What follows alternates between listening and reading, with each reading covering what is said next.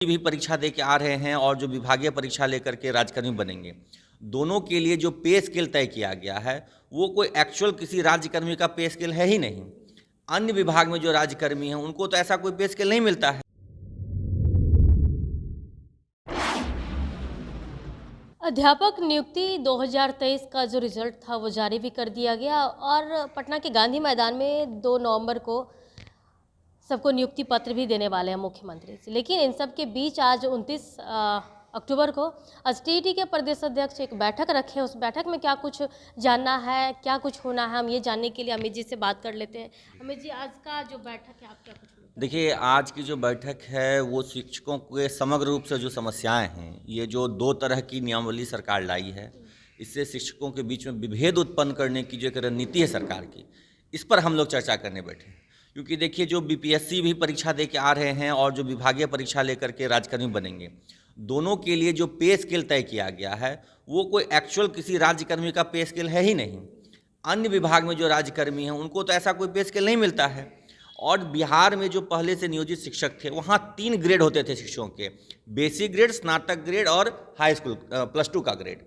जबकि अभी क्या किया गया है, 4 ग्रेड में बांट दिया गया। और अब तो नई नियमावली जो विशिष्ट शिक्षक नियमावली उन्होंने लाए थे उसमें तो 5 ग्रेड कर दिया गया, जिसमें एक हो जाता है आपका बेसिक ग्रेड, फिर स्नातक ग्रेड, वरीय स्नातक, हाई स्कूल और फिर +2 के लिए 5 ग्रेड। तो ये जो विभाजन किया जा रहा है, ये जो शिक्षकों को बांटा जा रहा है बीपीएससी के नाम पे, विभागीय परीक्षा के नाम पे, इस पर हम लोग आज चर्चा के लिए बैठे हैं कि किस प्रकार से एकजुट होकर के सभी संवर्ग को साथ में रखते हुए एक विद्यालय एक संवर्ग की मांग पर हम लोग अपनी लड़ाई लड़ेंगे आगे। इसकी रणनीति तय करने हम लोग बैठे हैं।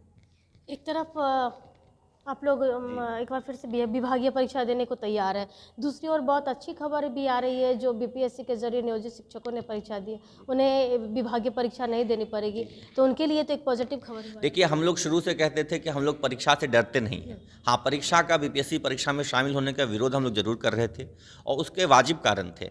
आज आप देख रही हैं कि जो 60,000 फॉर्म भरे गए थे उसमें से 40-42 हज़ार शिक्षक पास कर गए। तो 40-42 हज़ार सरकार की गलत नीतियों की वजह से बेरोजगार युवाओं के जगह पे जो पहले से शिक्षक थे वही आ गए। तो यहाँ पे नुकसान नियोजित शिक्षकों का नहीं हुआ है, हमारी तो वाहवाही हो रही है। चाहे अभ्यर्थी हो, सरकार हो, मीडिया हो, सब जगह हमारी प्रशंसा हो रही है। इतना बढ़िया रिजल्ट नियोजित शिक्षकों का रहा और उसमें सारे के सारे 2012 के बाद 16, 18, 22 में जो टीईटी शिक्षक पास किए थे वो लोग शामिल हैं। तो हमारी वाहवाही हो रही है। लेकिन बात यह है कि आखिर हकमारी हुई और किसके कारण हुई? ये शिक्षकों के कारण नहीं थी, हमारी गलती नहीं थी। हम लोग तो चाहते थे आज जो राज्यकर्मी देने के लिए सरकार रेडी हुई है यही अप्रैल में ही हो जाती। जिस समय ये बीपीएससी वाली परीक्षा की बात हुई उसी समय कह देती कि नहीं, नियोजित शिक्षकों के लिए अलग परीक्षा होगी और जो फ्रेश अभ्यर्थी उनके लिए अलग होगी, तो वहाँ पर ये विभेद नहीं होता और जो आज बेरोजगार युवाओं की हकमारी है वो नहीं होती।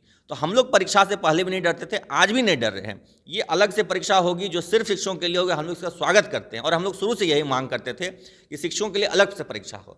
और चाहे बीपीएससी पास करके हों कि विभागीय परीक्षा पास करके हों, सबको एक साथ एक समान सुविधा होनी चाहिए। अब ये कह रहे हैं कि जो विभागीय परीक्षा पास करेंगे उनको सेवा निरंतरता और वेतन संरक्षण देंगे, लेकिन बीपीएससी जो पास कर गए हैं उनको सेवा निरंतरता, वेतन संरक्षण के बारे में कुछ नहीं लिखा नियमावली में।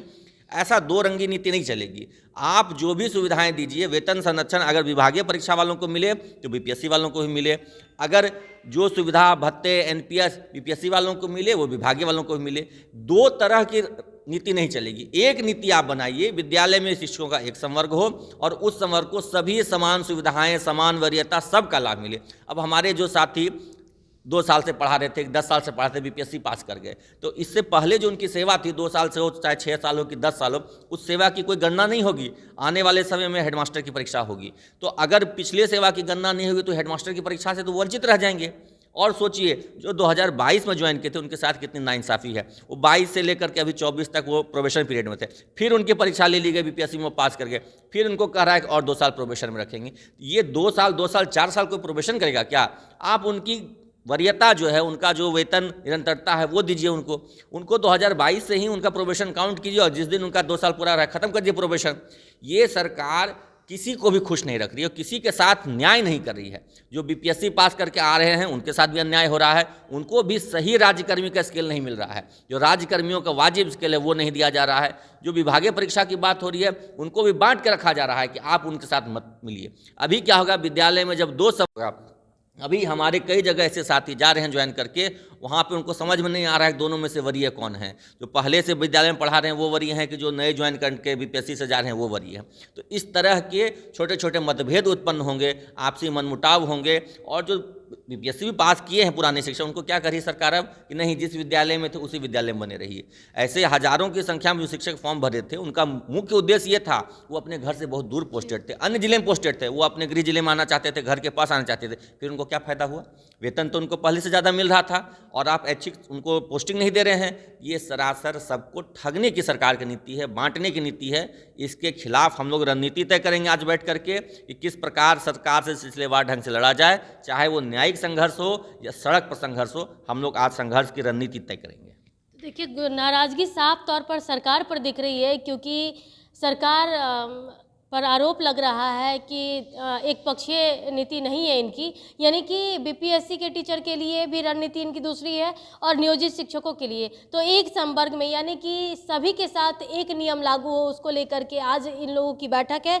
राज्यकर्मी के दर्जा मिलने के बावजूद भी कहीं ना कहीं नियोजित शिक्षकों में नाराजगी साफ तौर पर दिख रही है, और आज के मीटिंग होने के बाद समझ में आ जाएगा कि आखिर फाइनली ये लोग जो रणनीति है वो क्या तय करने वाले हैं। फिलहाल के लिए इतना ही। बने रहे के साथ पटना संगीता सिंह।